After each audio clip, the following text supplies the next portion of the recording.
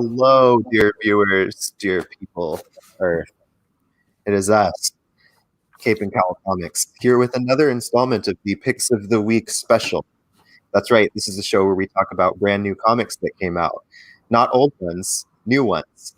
Old ones don't matter. I'm just kidding, they matter very much. We like to talk about those too. But today we're talking about comics that just came out yesterday, the 28th of April. I am Cody, aka The Mutant Menace. I am joined by my fabulous co-host tonight, Kevin, aka KevBotzilla. How was your day, Kevin? I spent the whole thing with you, but I still want to know. Well, first of all, my name is Aton 2.0 today. Oh yeah, let me but I'm big reveal. There we go. It was a fun day. Lots of cool new stuff. Lots of books, which I feel like doesn't happen as often pandemic comic release wise. So it was a good day. Some really epic stuff came out, so I'm excited to talk about it. How are you? I shouldn't be rude. How are you? How was your day? Yeah, today was good. It was fun seeing people as they picked up their books. Everyone seemed to be very excited and talkative, which we love. We got to touch base with some people who we haven't really had. I don't know. It seemed like the level of business today was that which it was steady, but not too steady that people didn't feel rushed in line. So we got to catch up with a lot of you. So everyone that stopped by today, thank you. That was awesome to touch base about some series, some upcoming series, and give you guys a heads up. And hopefully tonight sheds more light on things that you might have not picked up that maybe you can hit us up and let us know next time. So yeah, it was a good day.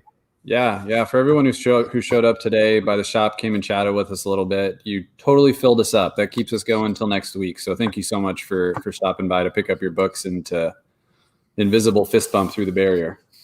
Truly. Mike, my shirt today. This is the Cheddar Goblin. This is from Mandy, starring Nicolas Cage. Yeah. This is like a super surreal moment of that movie. I mean, the movie Mandy is full of surreal moments, but this one was like absurdist, and it just stuck with me. So I saw this shirt and I knew I had to have it. Highly recommend. People fans of surreal horror, check out Mandy. I think this weekend I'm going to watch Willy's Wonderland, the other Nicolas Cage trippy horror one. So I'll let you know how that one was. I loved Mandy. Mandy was great. Somebody's peeping that new wall detail going on. Look at that. Beautiful. Look at our space. Hold on. I'll give you guys a little visual. Let me pick the camera up. Look at that. I'm just as bad at doing this as I am showing comics in reverse. Stomper. Everyone missed Stomper, I'm sure. Look at all that stuff. Look at that big plastic, disgustingly dirty tarp hanging up between the spaces. Hey, you know what that is? Side. That's bathroom. There's some bathrooms back here, which is exciting. Okay. Bam. Done. Yeah, Mike says Mandy is. I've watched it multiple times. So that movie is it has problems, obviously. There's some things that are I rolled my eyes at, but overall, I saw it at the new Parkway and it was such a unique experience. And it was just so everyone there was interested in seeing a weird movie. And they even opened with letting everyone know that it was strange. And so I was down, but I love that, the cinematography of it. Cosmatos is the name of the director, but he does crazy things with the camera and the editing is so much of that movie is captivating just visually. So yeah, the colors are just mind blowing. Yeah, lots of use of color. Speaking of colors, all of our comics today. Well, actually, I'm highlighting a comic that is not in color, but a lot of the comics we're going to talk about today are in dazzling color. I actually, oddly enough, I have a trade that I want to show off that is not in color either. Oh, there you go. Should we start with our black and white and work our way into glorious Technicolor? Let's do that. You go first. That sounds like fun. You want me to go first? Yeah. Okay. So the first one I'm going to show off is the one I was the most excited about this week. I've been waiting for this since I saw it was coming out a couple months ago. I put it on order. I've been waiting. It's the magnum opus of your boy, Barry Windsor Smith. He has been working on this book apparently for 35 years. Okay, so I briefly read a little bit of history on this on my lunch, and apparently, like back in the 50s or something, he pitched this story as an initial one-shot to the Incredible Hulk, and then it, for some reason, didn't happen, and it got shelved, and then I feel like they took his story and used it with another writer at a later date. He got really pissed off about that.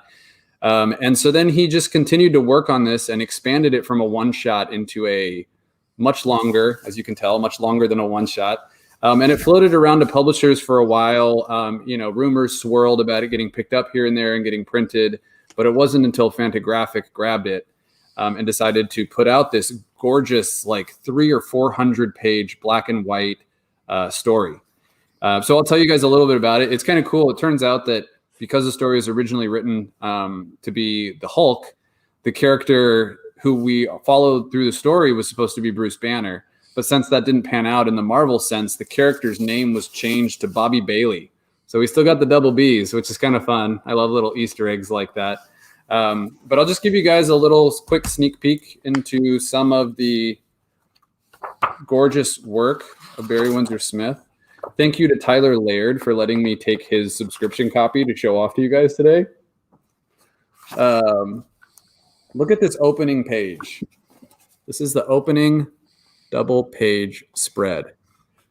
So this book is comprised entirely of just Barry Windsor Smith's writing and inks, and it is glorious. I'm saving this one. I haven't read it, so I can't give you guys much as far as what exists between the covers, but I'm going to read it on my day off tomorrow, hopefully in the park in the sunshine. So check back with me. I will let you know more about it as I find out more. It's worth mentioning, we've already sold all 12 or 14 copies that we pre-ordered. We do have 5 more on the way, and we're going to be adding to that.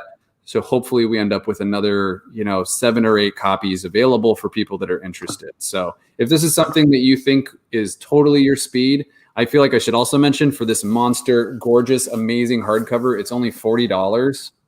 So if you got a stamp card you want to use, if you've been waiting for a cool book to pick up that you can, read not all in one sitting, this is a cool one to do. So you can go to our website. You can click the Please Inquire button when you search for monsters, and it will let us know that you want one.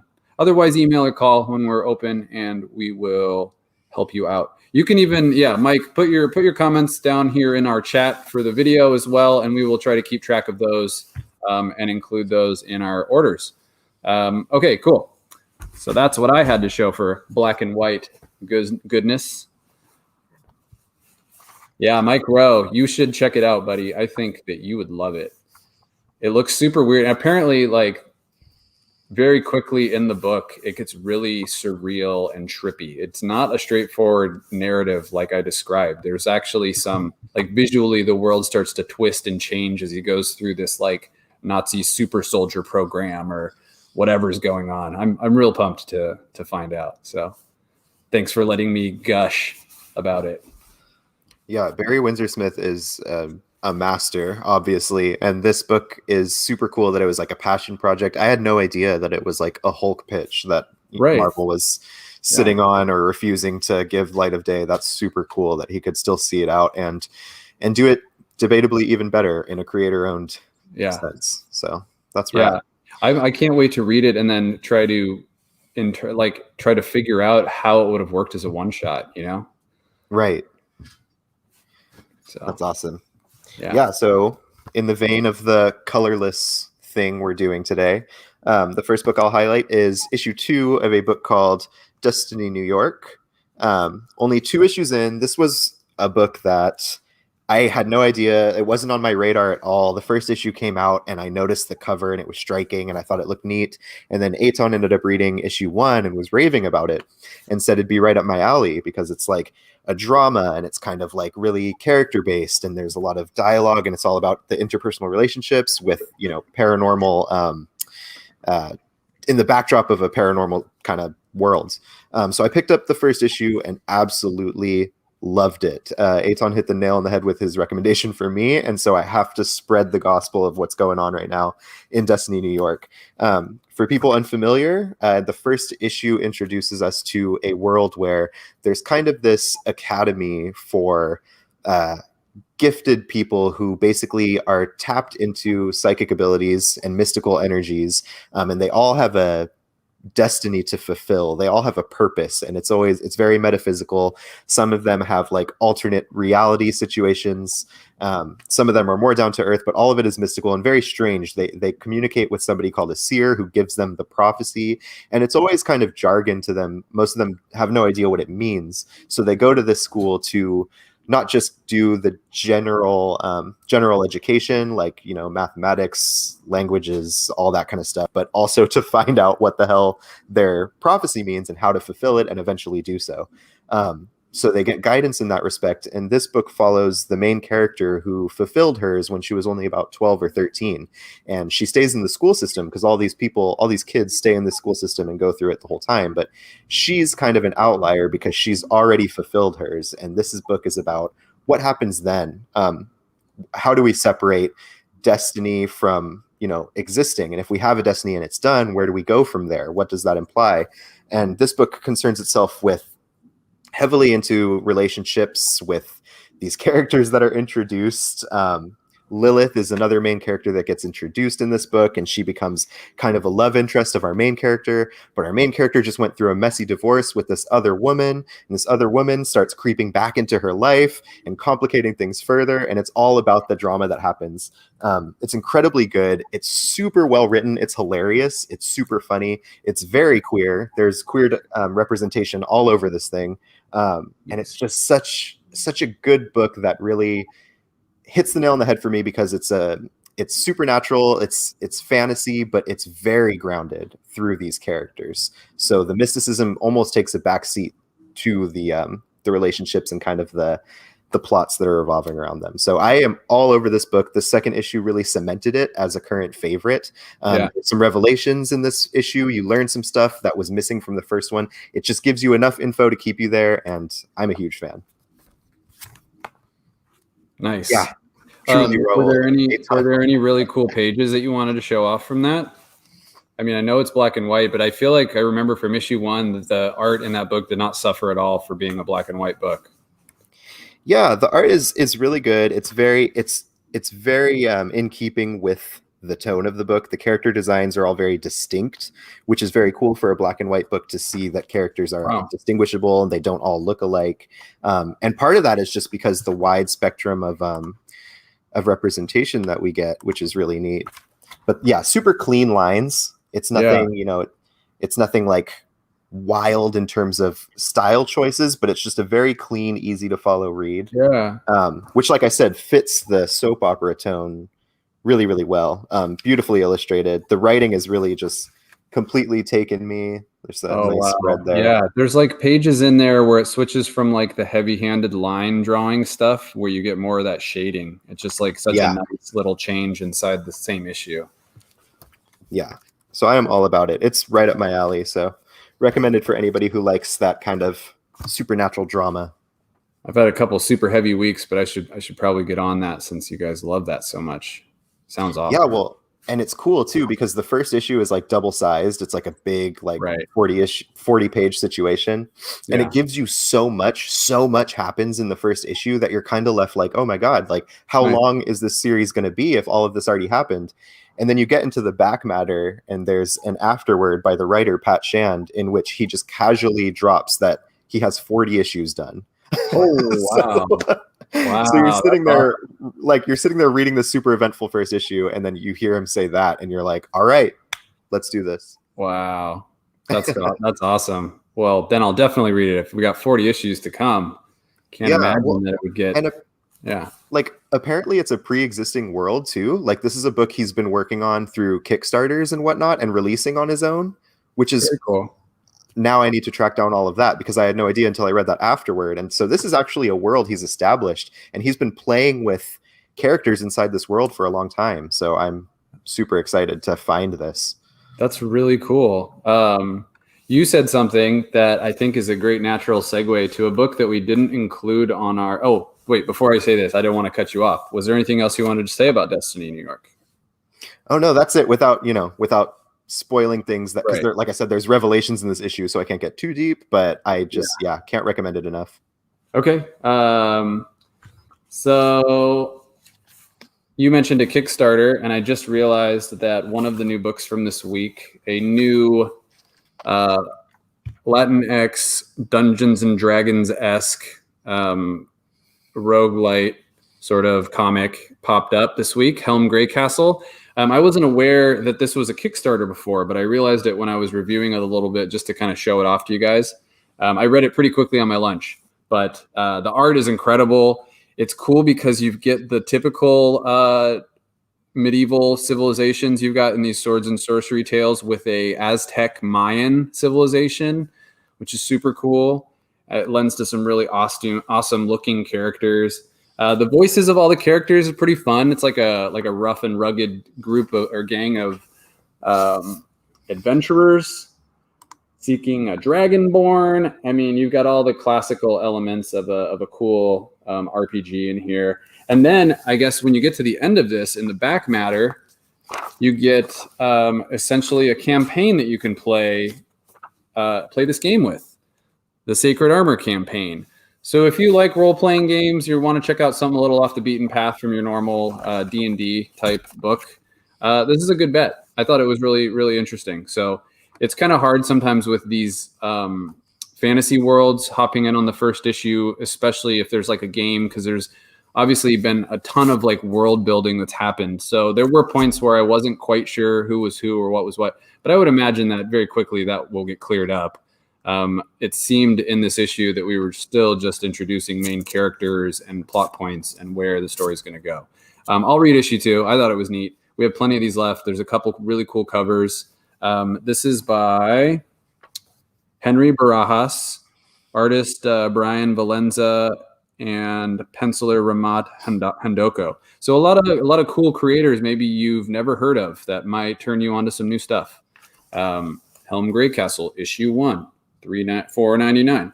It's also a Top Cow comic, and I don't know if anyone pays attention to those small imprints off of Image, but Top Cow tends to put out some pretty rad stuff. So that art looked nice too. Yeah, it's really nice, especially for a first issue. It is real easy on the eyes.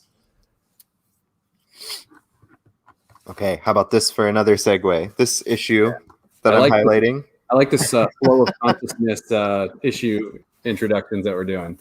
Right. This issue is kind of in line with Swords and Sorcery. This is New Mutants. This is issue number 17. Need I even talk about this cover? I mean, look at this. This is Christian Ward is on A covers for this thing. And I just can't. Like, I literally unpacked this on Tuesday when we were processing and like actually squealed. Like, I'm so obsessed with Christian Ward's art. But and then inside you get art by Rod Reyes, who's another favorite of mine. It's just an unstoppable combo. And the writer of this issue is Vita Ayala. Vita has been on New Mutants for a few issues now, taking up the reins of it, and they are absolutely crushing it. They have taken New Mutants and really honed it to a kind of a laser point that I think this book was missing for a while. This book kind of bounced between Jonathan Hickman and Ed Brisson, and they were doing completely different things with this book for a long time. You had Hickman's issues kind of carving out the landscape of space and the Shi'ar Empire and Sunspot and Cannonball's place in that kind of landscape. And then you had Ed Brisson doing smaller stories about the Krakoa's youth and some of the young X-Men who don't get to see the light of day very often, which I thought was very special about that run, because he was dealing with characters that I think there's been a lot of demand on like X-Men Twitter and online for these characters, which is cool. And both of those things on their own are great. And both of those things touch to both Hickman with the classic New Mutants lineup and Ed Brisson with the New Mutants Young Kids lineup. It was great, but you get this problem at the same time where it feels disjointed. It doesn't feel like one series. It feels like two, and the artist would change too. You had Rod Reyes on Hickman's books, and you had Flaviano on Ed Brisson, and Flaviano's amazing, by the way. So good.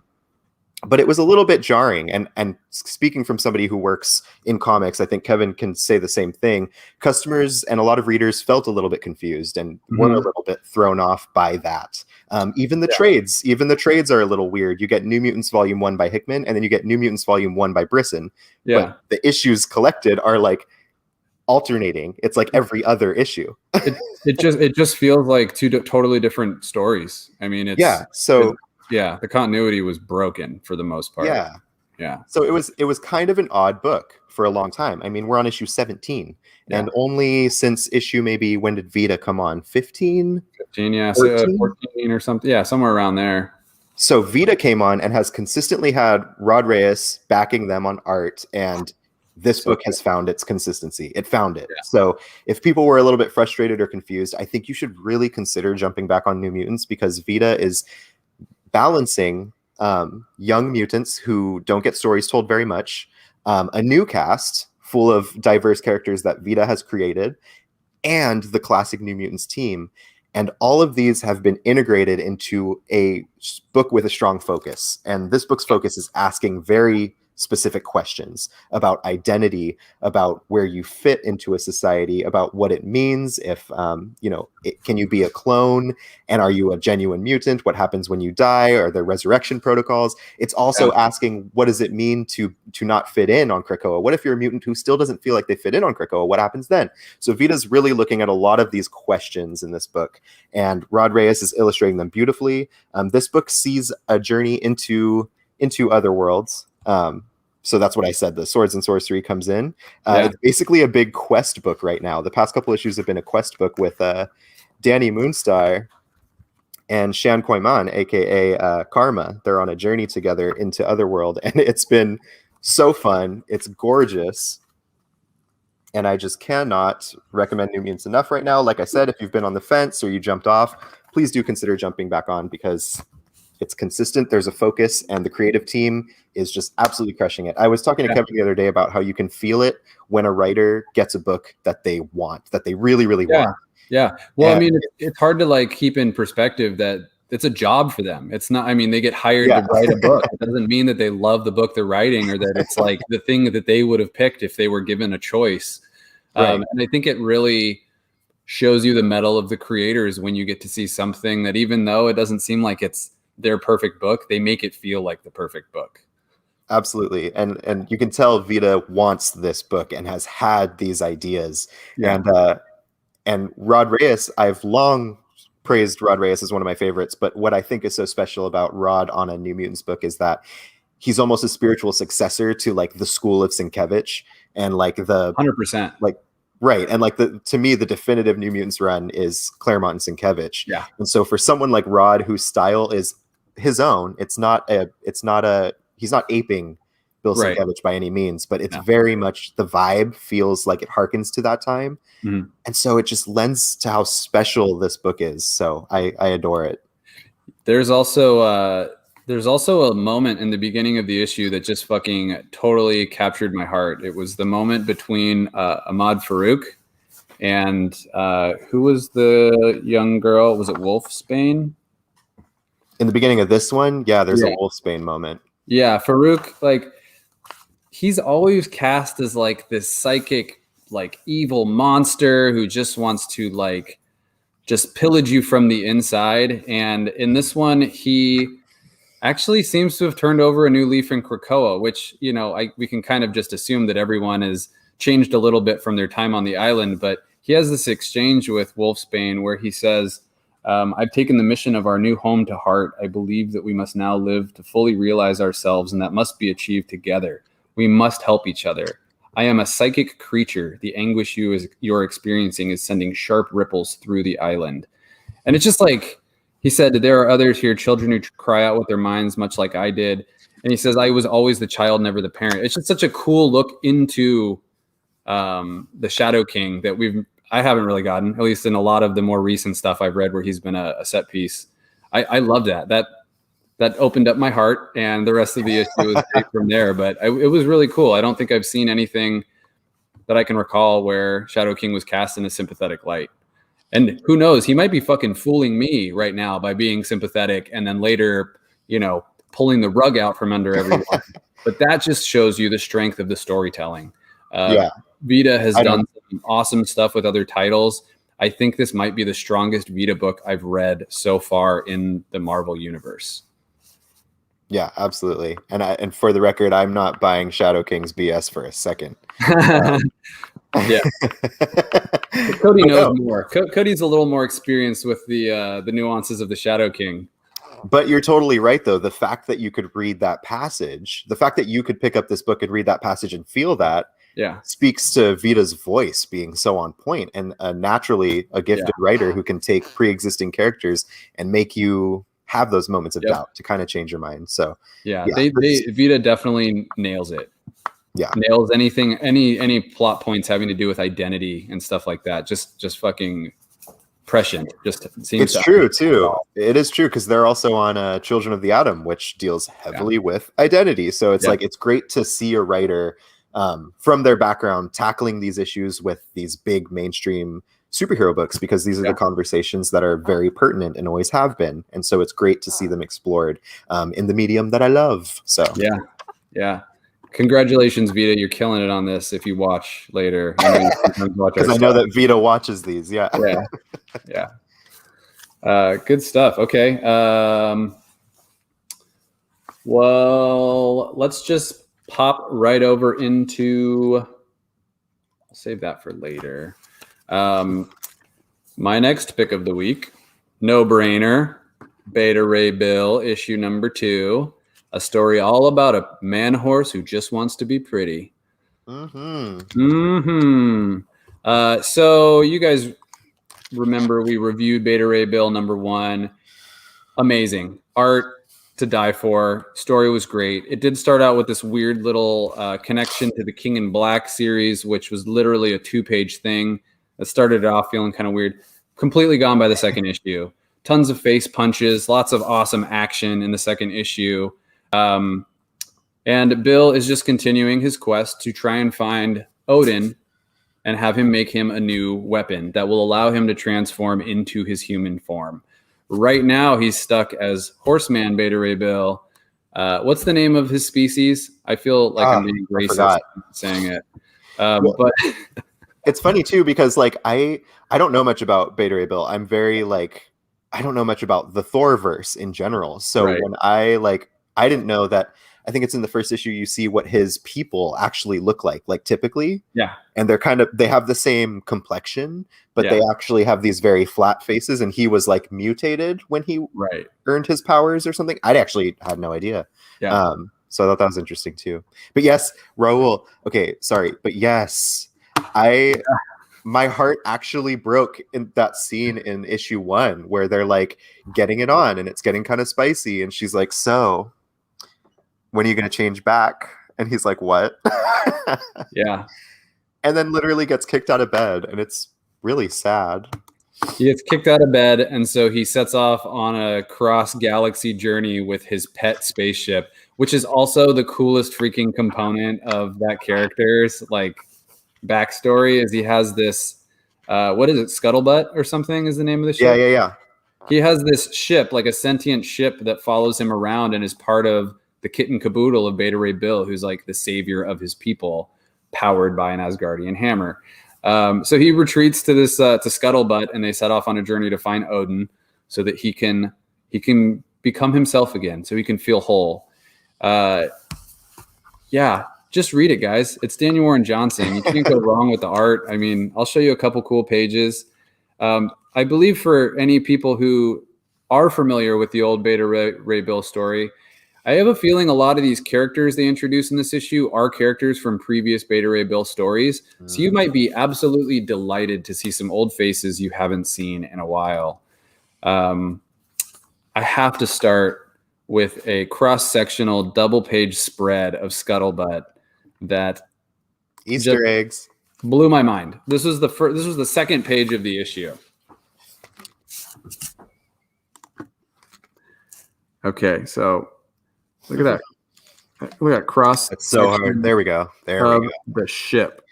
Okay, we've got stuff down. Where is it? I don't know if you guys can see right. Hard, huh? In the middle of the page, we've got Murder Falcon hanging out in Scuttlebutt, practicing with Jake. Next to Marvel Editorial. And then down below, we've got a guy sitting at an art table working on this very spread that we're viewing right now. So cool. So fucking cool. I'm sure there's more in here too that I'm missing. Oh, where was that one? It's Worshipping at the Altar of Kirby. Where is that? Right. Yeah, that's somewhere. Right. I wish I could like circle the screen when you're holding it. Oh, it's down near the stairs there. Oh yeah, there we go. That's like a Kirby altar. We're out of focus. There we go. Perfect. Yeah.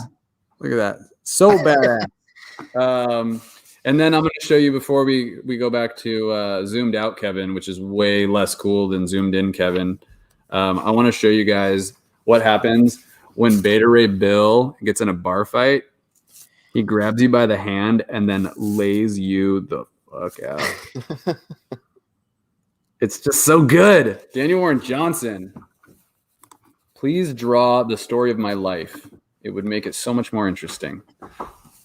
But yeah, issue 2, we got plenty of it. So if you guys want to check it out, you don't have to worry about A and B covers. It was just an A cover this week. There might be an incentive variant for those that are interested in those things, but definitely worth the price of admission. So Beta Ray Bill, issue 2, out now. Get it while it's hot. Yeah. And yeah, Mike, he really hid that Murder Falcon up in there. It's super cool. There's so many Easter eggs on that spread, and the line work is just out of control. I got to give credit to, in fact, I forget. I think it was Aton who showed me the Murder Falcon Easter egg, right? Did he show that to you, or did you show me that? Yeah. So credit to Aton. Aton 1.0. He was the one that pointed out the Murder Falcon Easter egg. So tip of the hat to you, sir. 2.0 will not miss it next time because 2.0 has learned from the. I've been upgraded. Yeah, exactly. It was like a flaw in the first one. That's right. A glitch in the matrix. Okay. My next book. So this book is super interesting to me because when I read the first issue of this, I didn't know what I was getting into at all. I barely read the solicit. I just knew that I really liked the cover. So I decided to go for it. This is Witchblood. This is issue number 2. Issue 1, when it came out.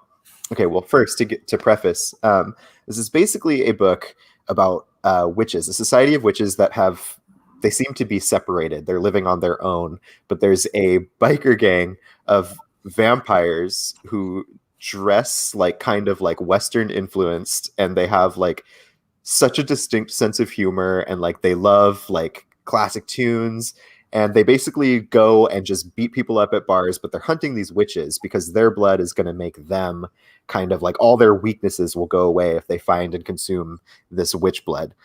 So it sounds like this super dark premise. It sounds like just another kind of like vampire book, but what's different about this book is that I'm starting to realize with the release of this issue that this is full on a comedy.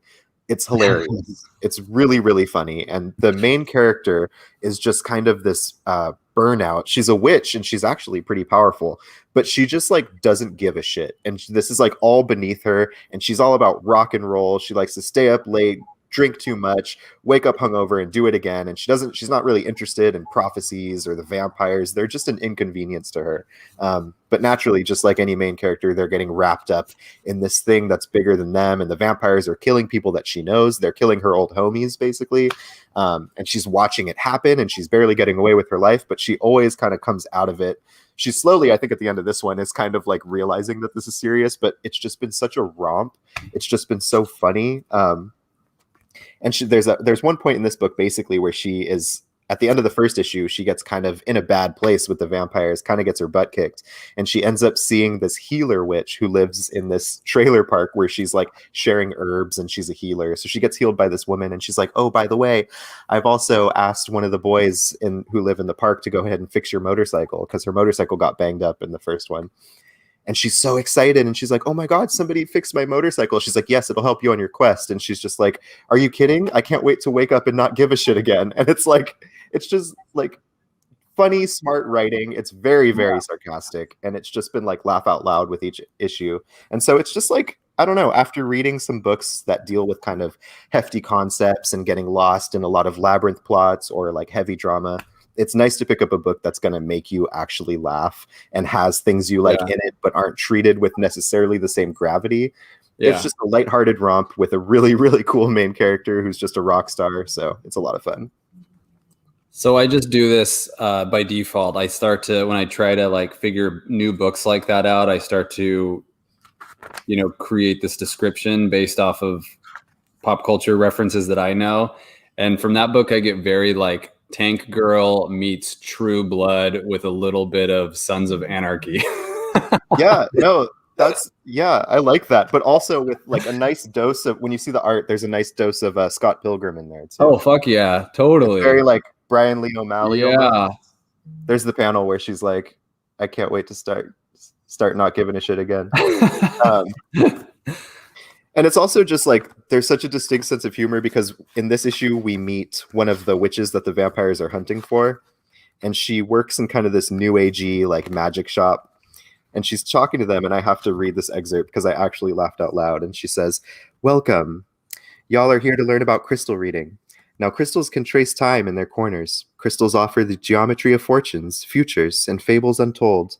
And at the end of our lovely night here, if this sounds like something you'd want to do, all you have to do is pay a small fee to get started.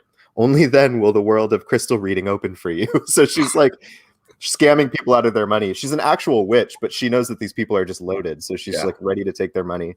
It's just full of that kind of thing. It's just very funny. So I recommend it. We've got multiple covers for those. We have plenty of issue 1 if you still want to check it out. Most of them should be orderable too. There's some really cool B covers that we can order if you want them. And I should mention too, it is created by Matthew Ehrman, who does the writing, and Lisa Sturl is on art. And Lisa Sturl is awesome on here. I mean, this art looks great. And I also know that Lisa Sturl has, I think, a full tarot deck, which is pretty neat. So they're a pretty established artist who likes to put out that kind of thing too. So very cool. Yeah, that's awesome. Okay, cool. Let's see. What else do I got? Oh, well, let's not forget about this one. Berserker issue number 2 by Keanu Reeves and Matt Kent with Ron Garney on art and Bill Crabtree doing, what does Bill Crabtree do? Oh, it doesn't even say on here. Oh, colored. Bill Crabtree, the colorist. Thanks, Bill. You did a great job. But Berserker, it continues the story of an immortal mercenary who's working for the government, who are in turn trying to help him unlock his memories of thousands of years of life. In this issue, we get a bit more of a glimpse into the past of the Berserker, who in the comic is just referred to as B. It's awesome. I mean, I don't know if there's too much I can tell you guys without spoiling it, but we find out how in a prehistoric civilization, being with his abilities and powers comes to be, mostly through a lot of praying to old gods and stuff like that, and homeopathic science of the time that they have been unable to recreate, which is why he is a one of a kind. I think there's also that factor of him being like an answer to his people's prayers to protect them. We get to see like little baby Berserker Keanu rocking ginormous.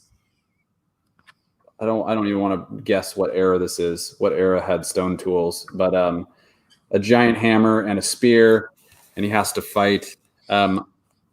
Check it out. I mean, the cool part is that the story doesn't just like continue and try to give you like a part 2 of an issue number 1. It is very clearly a next step in the story, and it's great. There is a promotion running right now from Boom. Thank you, Boom. If you purchased Berserker number 1, and that includes our exclusive variant that we did with Christina Kalita, if you purchase that at our store and you purchase issue number 2, you will be given a free copy of Something is Killing the Children number 1 8th print for free. Let me show you. I brought it with me. So if you like that, if you want a little bit of Erica Slaughter all up on your Something is Killing the Children 8th print cover, be sure to grab your Berserker 2 while supplies last. They did not send us enough of these to give every single person one, so don't miss out. Yes. There's also a whole lot of covers for both A and B. We have foil covers, regular covers, incentives all the way from like a couple dollars more than the cover price up to, $100 for the 1 in 100s. So check it out. Cool stuff. Neolithic. Thank you, Michael Rowe. Wow. I knew someone would tell me. But be honest, did you Google that, Michael, or did you just literally just whip that out of your mind? Because that's really impressive. Or are you totally making it up and I'm just believing you? Right. Or is there egg on our face right now? Yeah. Mike's over there on the other side. I totally got him to say Neolithic. I know he's like I just chose Neolithic because Keanu Reeves' name is Neo in The Matrix. That's why Neolithic. My mind is blown. Boom. That tracks. No, Mike Rose says it's brains. All right, Mike, we believe you. I believe you. I believe you too. Cool. You're very smart. That's Berserker. So Mike and Raul have been pretty verbal. Is anyone else out there that has any questions for us about this week's stuff? I forgot to mention that at the beginning. Since we don't have our illustrious leader, Aton, here, we will have a little bit, maybe more time to fit other people's questions in. So feel free to throw them into the comments if you want. Yeah. In the meantime, I have to highlight the fact that this week saw the release of a brand new Department of Truth. This guy is issue number 8. This is Martin Simmons is back on the art with James Tynion writing, and this issue brings us right back to the overarching plot that we have going on. So this is back to our main character Cole and his place in the Department of Truth. He's kind of our ride-along character, but the overall plot has been set on the back burner for a couple issues now as we explore some of almost the foundations of the department, especially with its figurehead. Who do you think it's been out long enough where we can like openly say who this figurehead is? I think so. It's such a cool reveal, but I feel like it's been long enough, so I don't have to tiptoe around it anymore. Okay, here for those that haven't read Department of Truth, hit the mute button until. Here, hold on. I have an idea. I'll give the signal. I'll do this, and then you can turn your audio back on. Hey, spoilers banner. I made a banner for this. Uh-oh. I don't know. Mike kind of calls the shots in these parts. That's okay. So okay, Mike, we won't spoil it. We won't spoil it. We don't have to go there. It is a really good reveal, so I'll just leave it out. Yeah, it's a good reveal. It's take us off mute, that everybody. It's a famous figure from history. That's all we'll say. So yeah, anyway. The past couple issues have kind of been dealing with them. So we're seeing how they got involved in the Department of Truth, and it's been awesome. Never once has this book been bad. It's one of my favorite books consistently, and we had some guest artists filling in for Martin Simmons during the issues that explore the surrounding mythos of the department, and all of it's been great. Last issue had Tyler Boss doing an issue about UFO conspiracies, and it was beautiful. I mean, Tyler Boss's design aesthetic was perfect for that issue. I'm obsessed with that man's paneling. But we're jumping back, like I said, to the overarching plot. So we're back with Cole, touching base with what the department's doing right now at this point in time. And so hard to not give things away. But basically, we're seeing the process now of after a conspiracy is believed by enough people, it manifests into our reality. And sometimes that is so big in scale that it has to be somehow erased. And this issue introduced us to the character who spearheads the operation to undo the effects of the alterations to reality as a result of the conspiracies. And we're just given a taste at what he does. And his personality is very distinct. It's a little bit... It's definitely shady. He seems like a questionable dude, and his methods are still a mystery to us. But we're starting to see how the department works on this grander scale. Yeah, it starts to get into like a metaphysical sort of like this guy that Cody is describing is essentially like the embodiment of the American rebel spirit or something. Like Cody said, he feels sort of unmoored from reality, but connected to like the larger picture of the American psyche or something. It's super trippy. Yeah, he strikes you as like a little bit of a questionable dude, but he's working closely with the department, and apparently what he does is one of the weirdest parts of their job. So it's very exciting. He felt like when they first introduced him rocking his American baseball cap, I was getting like lightweight, like Hunter S. Thompson vibes from the dude. Yeah. Right? Like Gonzo, just fucking nuts. That was what I was in my mind when I saw him. I was like, Hunter S. Thompson is a character in this? It's very that aesthetic, yeah. Yeah. So check it out. It's only been getting better. Did they say his name? Yeah, he's definitely got a name. Oh yeah, they say it, I think, on this first page. Or maybe second page. Or maybe third page. Why don't you show a picture of him? You could show a picture of the dude. Yeah. Let me show one of the later ones because he shows up in color later. It's more striking. Yeah.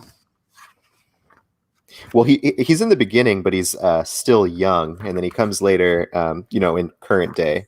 So he's an older man now. I mean, this art by Martin Simmons keeps things in line with how mysterious and kind of elusive this world is. So Martin Simmons' style definitely keeps it a little bit vague as far as physical descriptors on him, but you can see he's a man of some age. This is Cole, the main character up there, but the guy he's talking to in the American flag hat is the one who's here to do some of the department's dirty work. So yeah, and he talks just like a wild, reckless American incarnate. Like, I don't know. Yeah, it truly made me uncomfortable. Yeah, when I think of like what people abroad consider to be like American nationalism or unfounded pride in certain things that we do, I pictured that dude. Yeah.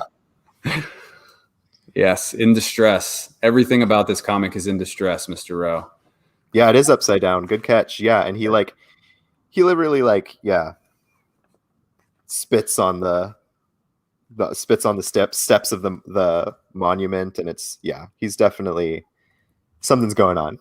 Irreverent as fuck. This series is awesome. Yeah, I've been digging it. And like Cody said, those last two issues where we got some guest visuals, just I don't know, it made me even more excited to have Simmons back on art for this issue. It's really well done. Honestly, I think it was issue 6 that deals with like the calendar. Blew my mind. That was the issue where I knew that James Tynion was like not messing around. Like he's doing stuff on this book that like would probably like, I don't know. I don't want to say it would offend people because it's not like good trigger people for sure. Yeah, there's definitely been some trigger moments for sure. Yeah. But it just feels like that. It feels like a dangerous book. It feels like James Tynion is tackling these things that are hot button issues or used to be hot button issues or things that are just like you kind of cringe when you see people online taking things seriously because it's like kind of conspiracy stuff, and Tynion is just, nothing feels off limits. Nothing feels like too dangerous for him to try to tackle with this book, and it's just he's doing it with such style, and it's so cool, and all the artists he's collaborated with so far have just done such a great job. So well, you could tell like the artists are probably getting hit up by him and they're like, are you kidding me? You want to let me work on your book? This book is amazing. I will gladly work on your book. You guys have Lisa Sterl's deck? Ruby says it's her favorite. That's awesome. Yeah, check this out then. It's awesome. Cody's partner Jacob is into the tarot, and he has some pretty cool sets, I think, right? Yeah, definitely. Yeah, this stuff is. Yeah, Hi, check out Redwood. It's so fun. All right. So let's go from weird to weird. This is just like an honorable mention. I'm going to do something I don't normally do, a little trade paperback dump, so you guys can see some of the not first volumes of things, but later volumes of things that came out this week in case you've forgotten about them in the meanwhile, because we all know this pandemic has delayed the hell out of our favorite stuff. So let's get into it. The final volume of Gideon Falls. If you have not been following this story, start it. Do yourself a favor. It won Eisner's. It's creepy. It's surreal. It's got very Twin Peaksy vibes to it. But it's about an evil time or reality traveling barn that seems to want to bring about the end of mankind or reality. I think it's creepy. It's amazing. The art is insane. So that's the final volume, which means if you've been waiting, you can read the whole thing. We got them all. Yep. I'm hoping for a really swanky hardcover in the next 6 months, but so depends on I'm if glad you mentioned it. I'm glad you mentioned it. The first deluxe hardcover comes out, I think, this summer. So I'm definitely going to be getting that. It's, I think, the first 2 trades probably, because there's probably going to be 3 hardcovers if I had to guess. I'll take it. I'll take a 2-volume hardcover. 3 would be even better, but I'll take 2. Literally, yeah. Sorrentino's art in oversized that's what I'm talking about. Sorrentino's another one of my faves, so gotta get it. Great. So continuing on with the book dump, Redneck Volume 5. If you haven't been following this story about a Texas vampire family who stays off of humans' radar by running a barbecue joint in Texas. If you haven't checked this out, it's amazing. It's done by your boy Donnie Cates, art by Lysandro Theron, and it's telling vampire stories in a way that I've never heard before, which is saying something. There's a lot of vampire stories out there. In particular, they address like the creation of vampires in a way that's real creative and unique. I mean, you guys know Donnie Cates. He's been writing your favorite stuff for the last 2 years. So if you want to read some vampire stuff by him, Volume 5 out this week.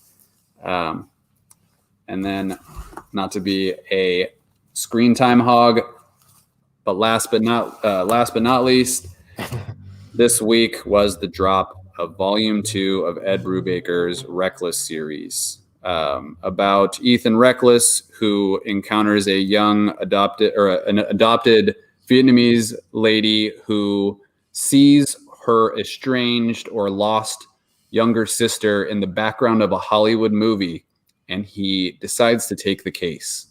In fact, the way that they describe it on the back, he's drawn into Hollywood's secret underbelly as he hunts for her among the wreckage of the 70s. I mean, come on.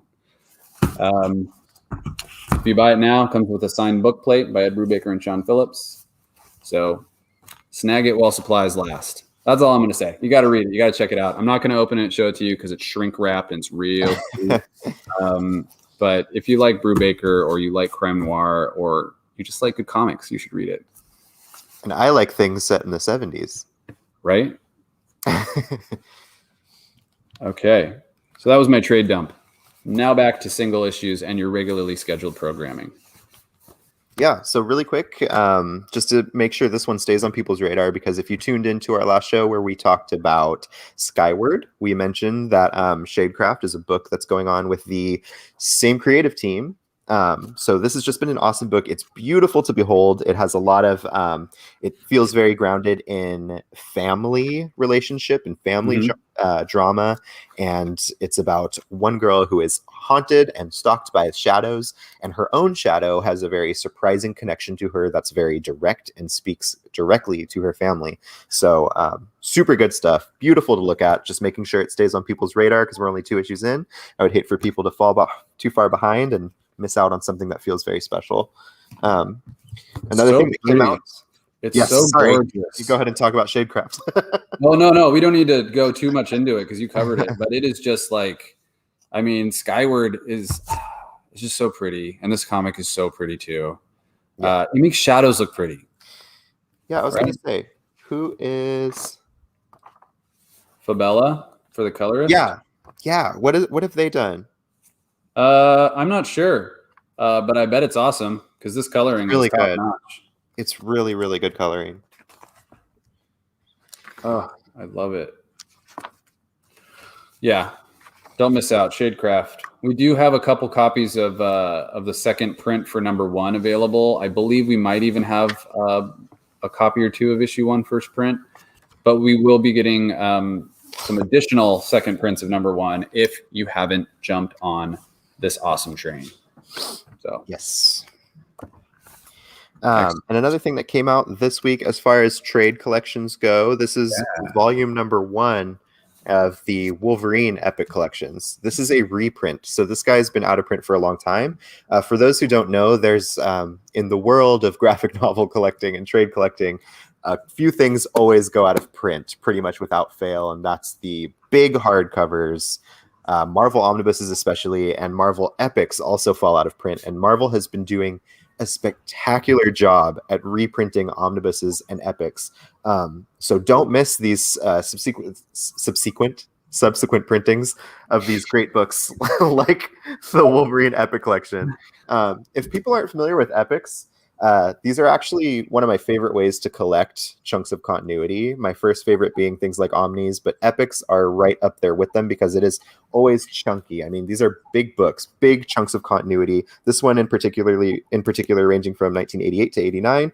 So that's Wolverine 1 through 16 of that original series. Marvel Comics Presents 1 through 10, which was the series that Wolverine was headlining, and Marvel Age Annual number 4. So this is a great place to start reading classic Wolverine tales for people who have been waiting. Haven't the spines the spine presentation on those been consistent the entire time too? Yes. Or some older epic ones any different? Absolutely. Yeah. All epics have been completely consistent in the printing on the spines. The best thing is that the spines are not numbered, which means you can jump into any block of continuity without worrying about how that is going to look on your shelf. Right. And the numbers are always right there on the back. So you can tell where it is so in the grand scheme of things. And it's been consistent the whole time. It's beautiful. Yeah. And like I said, they're chunky books with beautiful restorations. I mean, you literally cannot get a more perfect paperback than a Marvel Epic paperback. Yeah, they're beautiful. They're like some of my favorite things. So yeah, this has been long awaited. Once these things go out of print, people jack up the prices on the third market. So thankfully, this guy's back. It's also something we should note to our faithful followers here who have joined us today. If you are doing your final order cutoff, like Cody said, that stuff goes out of print almost as soon as it goes back into print. So if Epic Collections interest you, check out the upcoming stuff. Throw a couple orders in and enjoy. Definitely. As far as, oops, lost myself there for a second. As far as other things that we've been waiting for here at the shop, I know that I have because I've wanted to jump into this run, but I've been waiting for this collection, and that's Suicide Squad Bad Blood. This is a hardcover collection, but Gorgeous. It collects Tom Taylor's run, Tom Taylor's recent run from the past year or so, which is one that I've been excited to collect because I don't know if anybody has seen these Suicide Squad trailers for the movie that looks so good. It looks so exciting, so funny, right up my alley. All kinds of weird supervillain fuck ups, just like with weird powers and weirder costumes. Yeah. And so I knew that Tom Taylor was going to be somebody who could take characters like this and make them very amusing and very special. So I've been looking forward to this. I haven't read a single issue of this, so I can't comment on quality or content, but it's I've read a couple. $99 hardcover. Yeah. Yeah, I read a couple issues. It is, Cody hits the nail on the head. It's fun. It's entertaining. It's funny. It's also bloody and just brutal. Characters get cut in half. People die in the first few issues. I mean, it doesn't pull any punches, which is awesome because that's what a Suicide Squad book should be. And I feel like I have to mention the fact that the art in those issues is like Lee Garbett level. Like the art in the Suicide Squad issues that started coming out for that run were mind-blowing. I was continually delighted at how great the art was in there. So Bruno Redondo. Bruno Redondo fucking killed it. Good job, Bruno. I mean, that brings us pretty much to the end of the video. I have there was a cool, if you are a fan of the Spider-Man Clone Saga stuff, they're kicking it off again. If you've missed Clone Saga and you wanted it to come back to visit, it's back to visit. Sorry. With its luggage, ready to. But in this story, we're apparently getting Miles there's like a clone that's been running around town after the assessor made a clone of him, giving him a bad name. And he ends up teaming up with old regular Spidey to take on a trio of clones. So, first appearance for new clones. We know sometimes those stick around, sometimes they don't. Don't be mad at me if they don't stick around. But beginning of a really cool place to jump on if you're looking for a fun, action-packed new storyline by Saladin Ahmed. So, Clone Wars. That's we love. We love Saladin Ahmed. There's a new Abbott out this week too that I didn't grab because I Yes. actually haven't read that yet. But Yeah. it's Abbott, so it's awesome. And Saladin Ahmed, I'm a big fan. And I don't know, I might be screwing up by showing you guys this cover because I don't have any in stock right now and it might not be orderable. But for people who have been getting the Vireggi Native American covers, look at that Clone Wars.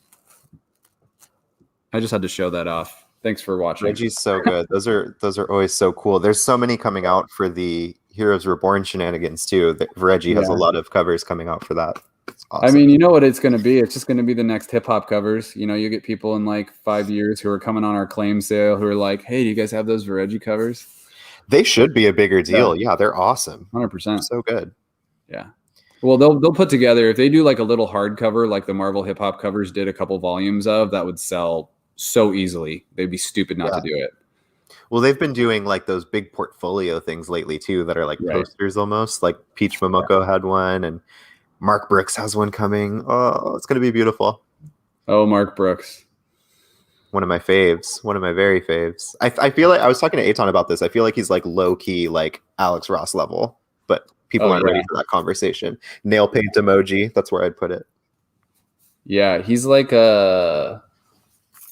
he's so good. How to describe it, but yeah, his stuff's incredible. And he's fast. He's fast like Alex Ross is too. It's like incredible. Good stuff.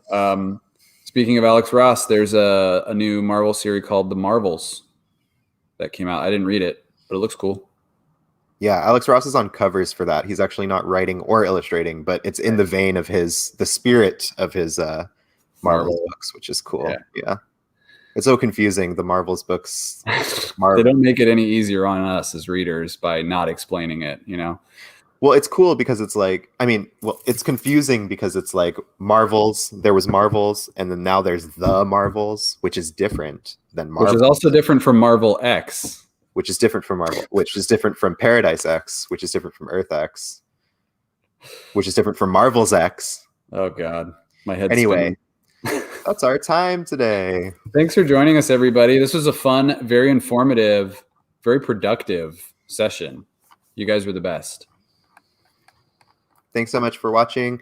Worth noting, as usual, there's going to be a link in the description of this video. When I post it after the fact, it'll take you right to the web store. You can buy anything we talked about or browse everything else we have. I was going to mention, too, that we are playing with the idea of doing a FOC video like this every week where we go through previews or what's coming up in 3 weeks and we talk to you guys about what you can order before it's too late. So stay tuned. Just wanted to mention that since you guys are faithful and show up to this every week. We love you. You're the best. Hopefully you got some cool new surprises coming down the road for you. Yeah, and we're not sure, so don't get too excited, but hopefully that's going to be something we're going to do. Oh, yeah, I guess I kind of jumped the gun on it, but it just seems like we have a culture of transparency here. Yeah. So thank you, everybody.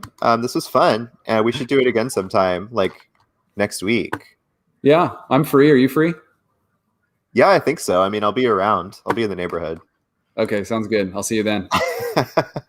Thanks, everybody, for watching. We had fun. Bye-bye. Like and subscribe. Ew.